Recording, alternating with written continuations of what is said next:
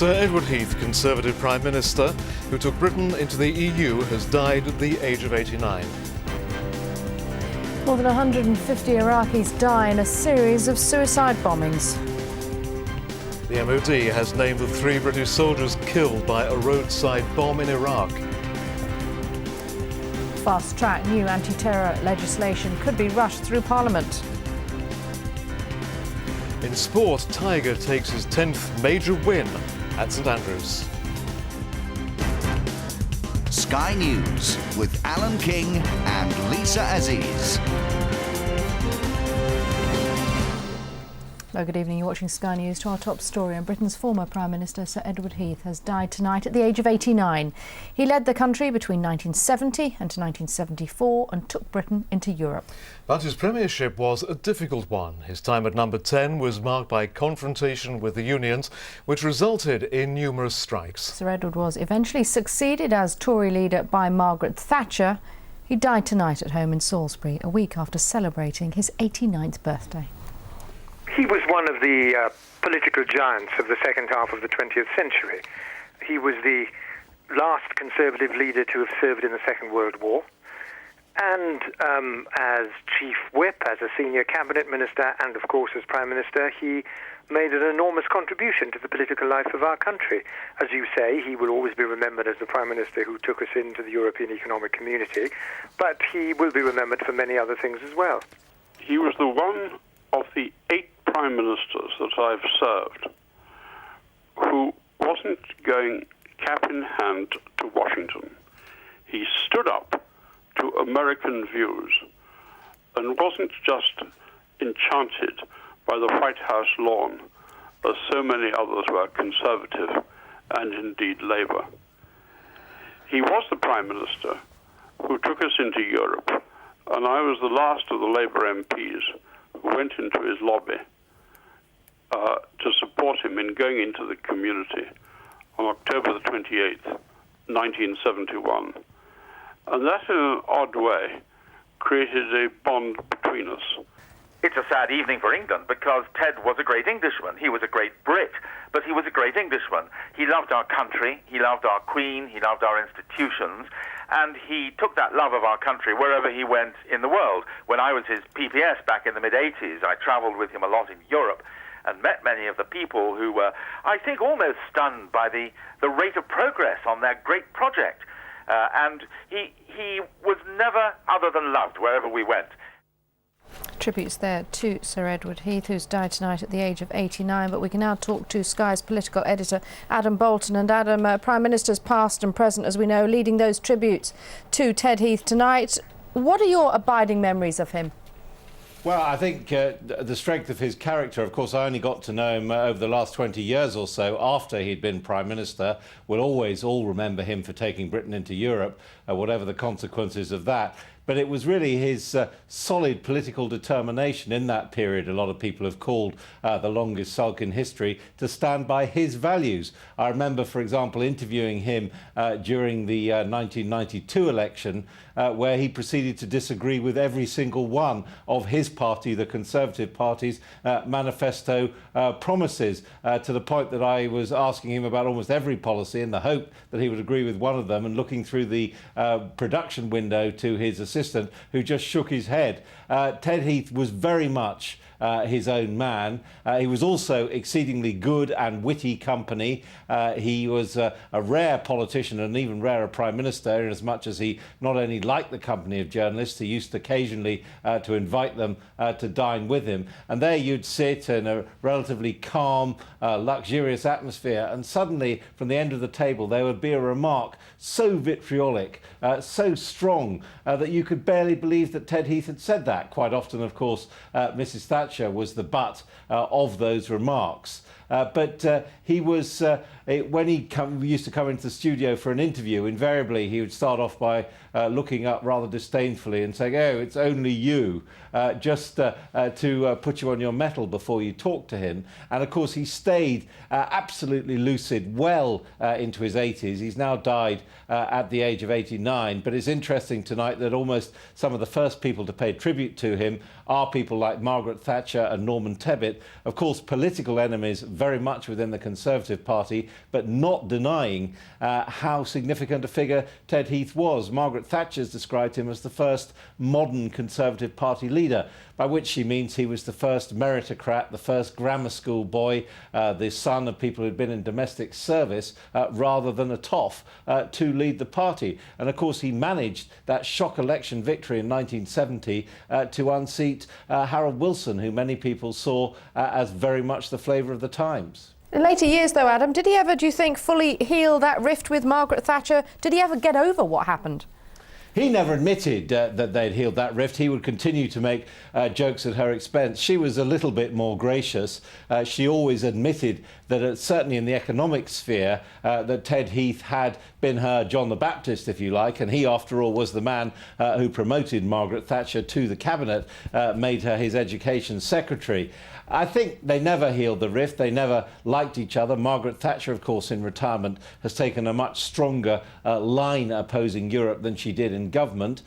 People like Michael Heseltine and Douglas Hurd, who one might have seen as Ted Heath's protégés, failed to become leaders of the Tory party themselves. Nonetheless, I think it's right that the immediate obituaries saying that he is a figure who will be remembered and in that sense was a political giant of the second half of the 20th century. And of course, one of the key things motivating him was always what he'd seen as a boy when he went on a cycling tour as a student of Germany, saw the rise of fascism there, and then, of course, during his war service, the reason why he was so committed to Europe, because he never wanted to see Europe divided bloodily again. Committed to, Adam, fair to say, to outside interests, which were many and varied. We remember his great love of music and sailing. Yes, I mean, extraordinary the extent to which he managed to follow those hobbies while he was in office. Tony Blair, you get the sense, works absolutely round the clock. Ted Heath managed to captain a winning yachting team on Morning Cloud. He also, as you say, was an organ scholar at Oxford, went on to conduct some of the world's greatest orchestras. He also, and we shouldn't forget this, was very much part of what is now known as ping-pong diplomacy, the opening up of relations between the West and China. To a certain extent, Ted Heath again opened the door for Richard Nixon to engage in diplomacy with China. Famously, he got a panda sent to London Zoo, which at the time, back in the 70s, caused great excitement. And in later life, Ted Heath continued strong business links to China and Japan in particular. In his home, he had many fine artifacts from China, including some hand-painted wallpaper, of which he was very proud, which he would show guests. But he also was a man who very much spanned the generations. He not only served in the war, he knew Churchill well as a politician. And one of his anecdotes that he used to tell when he went to his house in Salisbury was how he had not one but two paintings by Winston Churchill. The second one he made pretty clear Winston Churchill didn't want to hand over, but Ted Heath got the better of him politically. Adam, many thanks for that, and we'll be looking in further detail at the career of Sir Edward Heath later in the programme. It's emerged tonight that new anti-terror measures could be hurried through Parliament after the London bombings. The Lord Chancellor has said that if all the political parties agree, the new laws could be enforced before the end of the year. As the investigation into the attacks continues, questions are being asked about how much MI5 might have known about at least one of the bombers. Sky's Emma Birchley reports. 4 men intent on committing mass murder. These are the first images of the gang just an hour and a half before detonating their deadly cargo. The youngest, Hasib Hussein, was only 18. The bomb he carried in his rucksack would blow up the number 30 bus. 19-year-old Jermaine Lindsay would detonate the deadliest of the 4 devices in the underground at King's Cross. The third bomber, Shehzad Tanweer, would die along with 6 others on the tube in Aldgate. He was 22 and a student. And finally, this man, the oldest at 30, and the man believed to be the ringleader, Mohammed Sadiq Khan, whose bomb would explode at Edgware Road. But 10 days after causing death and chaos in the capital, it's emerged that Khan was already known to the security forces, assessed, according to the Sunday Times, by MI5 last year in connection with an alleged truck bomb plot. It's reported they decided he was only indirectly linked and therefore no threat. As a result, he was not put under surveillance. This is going to continue. I mean, if they can waste 4 guys in one day, how many more have they got waiting in the wings? You know, we're in a race against time here, and the government's really got to wake up and face up to the fact that the security of the people of this country is a absolutely prime objective of what the government should be doing. On Friday, it was also revealed that the bomber had visited the Houses of Parliament as a guest of MP John Trickett last July. It was arranged in his role as teaching assistant at a school in Leeds. Investigations into the atrocities continue at home and abroad. In Pakistan, 6 men have now been arrested. Officials say 3 of the bombers visited the country last year. Tanweer is alleged to have attended an Islamic school, staying at this mosque in Faisalabad, and meeting with a Pakistani terror suspect. But the mosque's imam denies Tanweer had been there. We have neither heard of him or seen him, he says, adding the mosque is a peaceful place where people come and pray and then leave. And in Cairo, police are still questioning Magdi El-Nashar, who studied in Leeds and is being linked with the bombers. He denies any involvement. Here in Britain, 11 properties have been searched. Police continue their examinations of 7 in West Yorkshire and 1 in Buckinghamshire. They've also been given until Tuesday to question a man arrested earlier in the week. It was not an attack on just a few people who lost their lives, but an attack on the entire humanity. As Muslims hold vigils across Britain, it's emerged 500 imams are to issue a fatwa or Islamic ruling, expressing in the strongest terms their condemnation of the attacks. Now, in the wake of the bombings, the Lord Chancellor has revealed he hopes to rush through new anti-terror measures if opposition parties agree. 3 new offences, including indirect incitement to terrorism, were not expected to come into force until next year. 55 people are now known to have died in the blasts. The bus on which 14 were killed has now been removed. But the search for forensic evidence goes on at all 4 bomb sites in the hunt for those who helped plan the attacks. Emma Birchley, Sky News. Baghdad has suffered its worst weekend of violence for many weeks. More than 150 people have died in the past 48 hours in a wave of suicide bombings. The worst violence since April has prompted heavy criticism of the new government for failing to maintain security. Even by Iraq's violent standards, this week has been one of its bloodiest. A wave of suicide bombings has claimed more than 200 lives and injured more than twice that number. The attackers were indiscriminate in their choice of targets: security personnel and ordinary Iraqis, men, women and children. On Thursday, 13 children were killed as they collected sweets from American soldiers. A car packed with explosives was driven into a US military vehicle. They all lived in a poor suburb in eastern Baghdad. And more bloodshed was to follow. As worshippers gathered late yesterday evening to offer prayers at Al-Musayyib's main mosque, a suicide bomber was to carry out the worst single attack in Iraq for months. Before detonating the explosives strapped to his chest, the bomber opened the valves of a fuel tanker. The explosion set off a fireball that engulfed the neighborhood. The streets were filled with shoppers. Desperate parents threw their children from burning houses to save them. Metal hooks were used to drag people from their blazing cars. Most of the victims were burned beyond recognition. And as the first funerals took place today, more bodies were being recovered from the gutted buildings. As Al-Musayyib mourned, the suicide bombers targeted Baghdad. No fewer than 4 separate attacks rocked the capital today. 3 policemen were killed in this attack. A car bomb blew up just meters from the Electoral Commission building.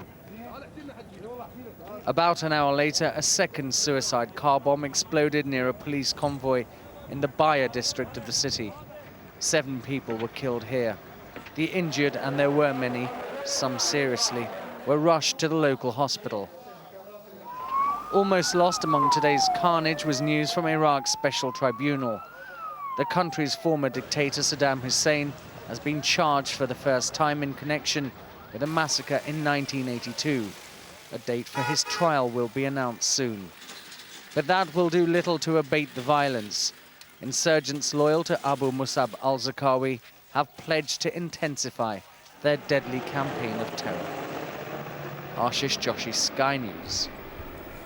The Ministry of Defence has named the 3 British soldiers who were killed by a roadside bomb in Iraq. They were Private Philip Hewitt and Private Leon Spicer, both from Tamworth, and Second Lieutenant Richard Shearer from Nuneaton. All 3 came from the 1st Battalion, the Staffordshire Regiment, based at Tidworth in Wiltshire. The Defence Secretary, John Reid, paid his own tribute to the dead soldiers this evening. He repeated his assertion that Britain could start a troop pullout from Iraq within a year, but he insisted that British troops will stay in the country as long as it takes. When and if the Iraqis can take control of their own security lead against the terrorists, then we will hand over to them. We have no long-term imperialist ambitions. We don't want to stay there longer than we're needed or welcome, but we will stay there until the Iraqis themselves can do what is necessary against the terrorists. You're watching Sky News. The top stories. Sir Edward Heath, the Conservative Prime Minister from 1970 to 1974, has died at his home in Salisbury a few days after his 89th birthday. It was Mr Heath who took Britain into the then common market. He was ousted as party leader by Margaret Thatcher after losing the general election in 1974. Over 150 people have been killed in a deadly wave of suicide bombings in Iraq over the past 48 hours. One attack alone yesterday is now known to have claimed 98 lives. It was the worst suicide strike since the government took power in April. The Ministry of Defence has released pictures of the 3 British soldiers killed by a roadside bomb in Iraq. Tonight, the Defence Secretary, John Reid, said Britain could start pulling out troops within a year. Well, thousands of fans crammed into Leicester Square tonight for the London premiere of the latest remake of Charlie and the Chocolate Factory. Hollywood heartthrob Johnny Depp was there to introduce his young British co-star Freddie Highmore, and the fans were delighted. Also there, Sky's Sarah Hughes. Leicester Square was transformed into a chocolate fantasy land. But as far as the crowd was concerned, the real eye candy was Johnny Depp. The Hollywood star plays Willy Wonka, the eccentric chocolatier. Well, the original is in fact a book by Roald Dahl. It's a pretty dark character, published in 1964. So, I just tried to do what I thought Roald Dahl might enjoy. Are the Oompa Loompas really joking, Grandpa? Of course they're joking. Charlie Bucket is the boy whose dreams come true when he wins a golden ticket to enter the chocolate factory. He's played by Depp's Finding Neverland co-star Freddie Highmore. He's a really great guy, and it's funny, the 2 questions people normally ask is, do you like Johnny and do you like chocolate? And they're both fantastic, but I think Johnny's better than chocolate. Oh, thank heavens, he's completely unharmed. The remake's much darker than the 1970s original. In fact, it's far more faithful to Roald Dahl's classic book. Well, it was just a book that had a lot of impact on me, and I loved it from when I was a child, and sort of kept it inside all these years, and then the studio asked me to do it, so I was ready. Mr. Wonka? Huh? Why would Augustus's name already be in the Oompa Loompa song? Unless Improvisation is a parlor trick. Anyone can do it. It cost £86 million to make, but it took £12 million in its first day in the United States alone. The critics have loved it, and many say it's even better than the original. With a big-name star like Johnny Depp, it's certain to be box office candy here too. Sarah Hughes, Sky News, Central London. Now let's take a look at the first editions of the morning papers, printed of course before it was known that Sir Edward Heath had died. Reports that the London bombings were linked to the government's decision to go to war with Iraq. Top story in The Guardian. The photograph is of Tiger Woods winning the Open Championship in Scotland. The Mail has the same story about the London attacks being linked with the Iraq war. The picture is of the actress Sienna Miller. The Independent has 6 images from Iraq this month showing the scale and horror of suicide bombings there since the London attacks. According to the Mirror, suicide terrorist Jermaine Lindsay bought £900 worth of perfume to use in homemade bombs. The Sun reports that actor Jude Law is having an affair with a former nanny.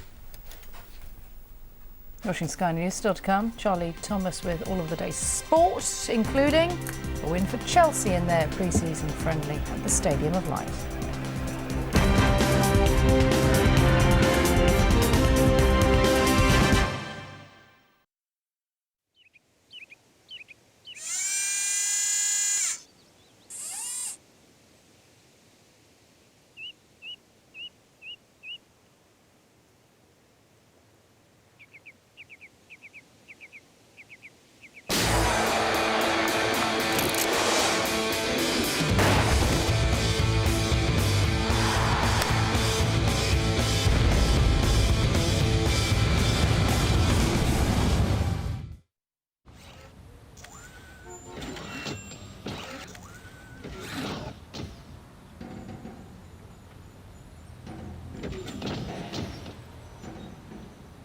Get ready for Citroen's best ever value.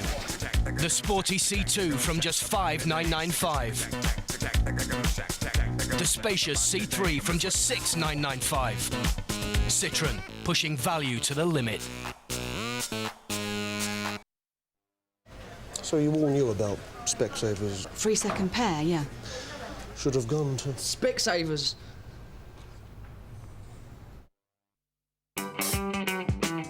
New Airwick Freshmatic is a battery-powered automatic spray.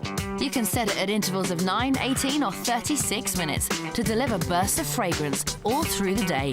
And each refill lasts for up to 2 months. New Airwick Freshmatic in lavender or citrus fruits fragrances. Starting in tomorrow's Sun, holidays from £9.50 are back. It's a big offer you can't afford to miss. Take your family to one of over 200 resorts in the UK and Europe from only £9.50. Stock up on sun cream and don't miss out on £9.50 holidays. Only in tomorrow's Sun. We love it. Today, new Vanish Oxy Action Max tackles the ultimate challenge. Dried-in stains that just won't budge. Dried jam. It'll never come out. Let's make this worse with beetroot. Let's really dry it in. Mixed with water, Vanish Oxy Action Max can remove these dried-in stains before your eyes. Amazing. And you can have all this stain removal power every day with just 1 scoop in your wash. New Vanish Oxy Action Max. Trust pink, forget stains. Now, all the power of Vanish Oxy Action is also available in a handy pre-treat spray. It's so easy to use. Trust pink, forget stains. Another check on the sport now. Here's Charlie. Thank you. Hello again. Tiger Woods has won the Open Championship for a second time. His final round of 70 took him to 14 under for the tournament, 5 clear of his nearest challenger, Colin Montgomery. It was Woods' 10th major title. That's part of the deal, you know, when you're out there. You know these guys are making a run, and they should make a run. I mean, they're the best players in the world, and I kept saying to myself that if they make a birdie, like Monty is ahead of me, he's making a run. If he makes birdie ahead of me, if I make birdie in the same hole, it's moot. I mean, we're all square, no blood. So just keep birdie in the same holes they do, and I should come out on top. How can one be dissatisfied with the performance where you finish second at the home of golf here to the best player in the world? How can I be dissatisfied with that? I came in here 40th in the world, so I've done a lot better than I should have done, if you know what I mean. So I take a lot of satisfaction. There's a lot of positives come from this. Well, Woods well ahead of the rest of the field, but Monty's second place was his highest ever in the Open, just a shot ahead of Jose Maria Olazabal and Freddie Couples. While Monty missed out on the main prize, there was success for one of his fellow Scots. Lloyd Saltman won the silver medal, awarded to the top amateur at the Open. He beat another Scot, Eric Ramsey, by a shot. Sean Wright-Phillips is expected to tie up his move to Chelsea in the next 48 hours. The England international withdrew from Manchester City's pre-season tour of Thailand after the two clubs agreed a fee of £21 million. Sean Wright-Phillips is to be a Chelsea player. After all the wrangling over a long, dramatic weekend, the 23-year-old should join his new club within the next 48 hours. after a fee of £21 million was finally accepted by Manchester City. Wright Phillips' departure, though, is a bitter blow for Stuart Pearce, as he and the rest of his squad flew out to Thailand tonight for the start of their pre-season tour. Pearce remained tight-lipped over the deal, but some of that cash will be used by the Manchester City manager on buying new players. One of them to purchase the unsettled Fulham striker Andy Cole. Probably in some ways I've got the added benefit of being a young manager. I've played against a lot of players that I would look to sign, you know. I've either played with them, against them, or know them somewhere down the line. He is one player with a great track record. His goal scoring record goes without saying. I think he's played in the last 3 seasons an accumulation of some 90 odd 100 matches, which is a lot of matches, so he's fully fit. And as I say, I think he's the sort of player that could come into our place, and certainly the younger players will benefit by having someone of his quality around. Pearce had wanted to rush through the deal of signing Cole so that he could fly out with the rest of the City squad, but there wasn't enough time to make it happen, and the deal now should be concluded within the next 24 hours. Meanwhile, the Manchester City players will now have to get used to life without Shaun Wright-Phillips after 150 league appearances for City and some truly great performances. Jose Mourinho will be looking for more of the same from his new signing. Mark Bishop, Sky News. Chelsea have been in pre-season action against Benfica. Jose Mourinho's side beating them by 1-0. Ricardo Rocha with an own goal just before half-time. Newcastle got their Intertoto campaign underway with an away win. They beat ZTS Dubnica 3-1 in the first leg of the third round. Lance Armstrong can enjoy the final rest day of this year's Tour de France with a 7th straight win firmly in his sights. Armstrong finished just over 5 minutes behind his teammate George Hincapie on the 15th stage. The 6-time winner has extended his overall lead to 2 minutes 48 seconds. Check on the overall picture, and Armstrong now ahead of Ivan Basso, with Mikael Rasmussen dropping back to third. Australia's bowlers had a frustrating final day of competitive action before the Ashes gets underway. They managed only 5 wickets at Grace Road as Leicestershire scored 363 to secure a draw. Fellow countryman Chris Rogers did most of the damage to the Aussie bowling figures, scoring 209. Stuart MacGill was the most successful bowler, taking 4 wickets, but Gillespie and Kasprowicz both went wickets. All in all, it was a little bit of a disappointing day for us, I guess. I think we thought if we could take some wickets to the new ball this morning that we might be able to bowl them out today at some stage. They've ended up scoring a few more than we would have liked, but although Chris Rogers played exceptionally well, he hit anything that was loose away to the boundary and played very, very well. So, but saying that, you know, for us to have a nice, you know, good, long, hard day in the field will certainly hold us in good stead for Thursday. Warrington are back up to third in the Super League after beating the London Broncos. Victory for Warrington saw them bring an end to London's 7-match unbeaten run. They had to come from behind to do it, though. Henry Fafili sealing the victory with a late try. Bradford's win at Odsal over the bottom club Leigh was their first win in 4 games. They beat them 58-12. Aussie centre Ben Harris with a hat-trick of tries for the Bulls. This one the most spectacular of the 3.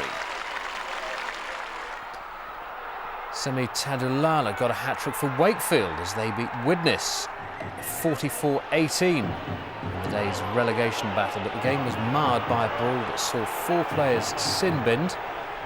The incident was put on report by the referee. So Warrington climbed back above Hull into 3rd place. No change in the positions of the other teams, although Wakefield have opened up a 5-point gap over Widnes and the relegation zone. Russia are through to the Davis Cup semi-finals after beating France. Trailing 2-1 after the doubles rubber, the world number 7 Nikolai Davydenko levelled the tie after beating teenager Richard Gasquet in 4 sets. Igor Andreev wrapped up the deciding rubber with a straight sets win over Paul-Henri Mathieu. Russia now play Croatia in the semi-finals in September. The other semi-final is between Argentina and Slovakia. The 92-shot Shawanda has won the Irish Oaks at the Curragh. ridden by Christophe Soumillon in the green colours. The Alain Duroyer-Dupré trained filly went for home a furlong out and was never challenged. He finished 7 lengths clear of the 5-to-1 shot Playful Act, with the Aidan O'Brien trained Mona Lisa coming home third. World Rally champion Sebastian Loeb has written another page in the record books. Loeb won the Rally of Argentina to chalk up his 6th consecutive race win. He held off a challenge from Marcus Gronholm to win by 26.1 seconds. Peter Solberg was 39.2 seconds further back. That's it for the moment. More sport later. Charlie, thanks very much. You're watching Sky News. Top stories for you now. And Sir Edward Heath, Conservative Prime Minister from 1970 to 1974, has died at his home in Salisbury a few days after his 89th birthday. It was Mr Heath who took Britain into the then common market. He was ousted as party leader by Margaret Thatcher after losing the general election in 1974. Over 150 people have died in a series of suicide bombings in Iraq over the last 48 hours. One attack killed 98 people, the worst suicide strike since the government took power in April. And the Minister of Defence has released pictures of the 3 British soldiers killed by a roadside bomb in Iraq. Tonight, the Defence Secretary John Reid said Britain could start pulling out troops within a year. Here with Sky News, still to come, a look back at the career of Sir Edward Heath, Conservative Prime Minister in the early 1970s, who died tonight at the age of 89.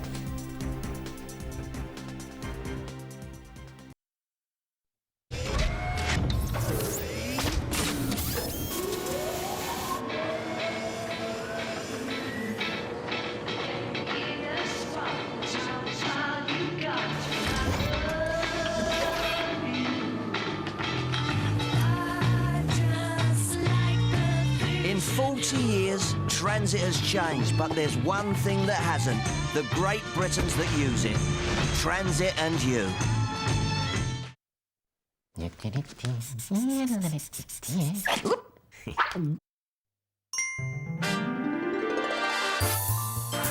I'm Kim Wilde. My family and I shop regularly at Holland & Barrett. You'll be amazed at their better than half-price sale. Lavender oil. Now only $2.19, that's 65% off. Glucosamine. Now only $1.99, that's 71% off. Naturally, you don't want to miss the better than half-price sale at Holland & Barrett. Charlie, wait for it. You find us a motorised valve supplier. Mimi, you find us a pipe fittings factor. Then you find us a tool hire shop. You find There's an internet-only service listing every business in the UK. You find us buckets. Big buckets. Oh, Lisa, you're home early. You can quickly find anything you need by name, business or postcode. Hello. 10 minutes? And you can find us at youfindus.com. Thank you. You'd never clean your kitchen with a dirty sponge, so why wash your dishes in a dirty dishwasher? Even if it looks clean, grease and limescale builds up to block the drain. Finish dishwasher cleaner dissolves dirt and limescale and then carries on working, even down your drain. A cleaner dishwasher means cleaner dishes. Finish dishwasher cleaner. Oh, jeez. August on Sky Sports. Golf. Action from Europe and the US, including the final major of the year. Athletics. Golden League coverage from Zurich and Brussels. There's Fishomania and the Poker Million final. Tennis. ATP Masters Series and the US Open. Cricket. County Championship action and the Tote Sport League continues. Super League. The race to the playoffs gathers pace. August on Sky Sports. What a month. Politicians have been paying tribute to Sir Edward Heath, the Conservative Prime Minister between 1970 and 1974, who died tonight at the age of 89. He took Britain into the